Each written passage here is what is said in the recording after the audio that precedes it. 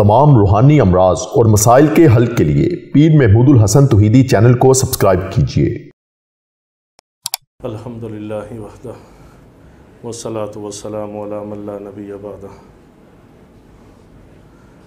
मोहतरम दोस्तों, भाइयों और बुज़ुर्गों, जिस तरह मुहर्रमुल हराम की आमद के हवाले से पिछली इतवार को भी कुछ गुजारिशात की थी, तो अभी 9वीं और 10वीं मुहर्रम के हवाले से मुख्तसर मारूज़ात हैं।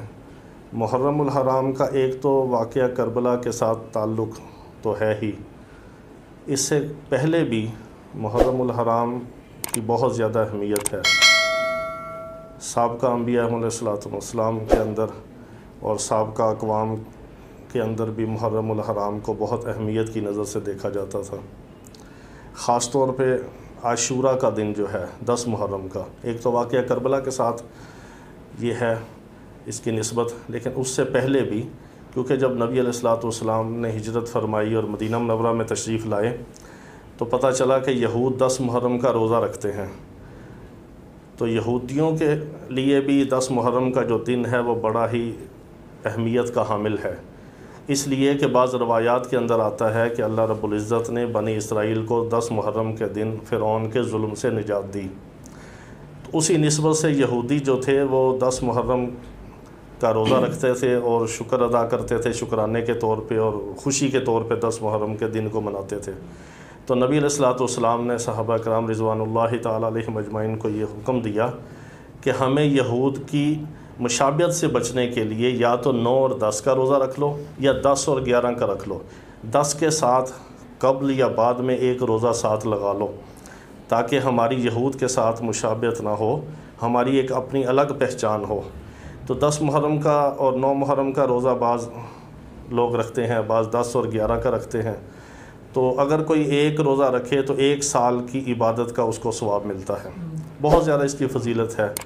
इसी तरह 10 मुहर्रम के दिन सही अहादीस के मुताबिक मुख्तसर में अर्ज़ करता हूँ, 10 मुहर्रम के दिन जो बंदा अपने अहल याल के ऊपर ख़र्च करने में हाथ को खोलेगा, यानी कि खुला ख़र्च करेगा 10 मुहर्रम के दिन, उनको अच्छे खाने खिलाता है या उनके लिए कोई फ़्रूट लाता है, कोई अच्छे मशरूबात उनको देता है उनकी पसंद का, अहल याल बीवी बच्चों पे 10 मुहर्रम के दिन अगर खाना ज़्यादा पका के रिश्तेदारों में, मोहल्लेदारों में और गुरबा में, फ़ुक़रा में अगर तकसीम करता है, यानी कि 10 मुहर्रम के दिन जितना वो अपनी जेब से ज़्यादा ख़र्च करेगा इस हदीस की फ़जीलत को हासिल करने के लिए, तो उसका ये अजर है कि कम अज़ कम तो अगले साल के अंदर अल्लाह रब्बुल इज़्ज़त उसको रिज़्क़ की तंगी से महफूज रखेंगे और अल्लाह रब्बुल इज़्ज़त पूरे साल, यानी इस 10 मुहर्रम से अगले 10 मुहर्रम तक उसके लिए रिज़्क़ हलाल वसी कर देंगे और रिज़्क़ के दरवाज़े उसके लिए खोल देंगे और उसके रिज़्क़ में वसअत अता फरमाएंगे।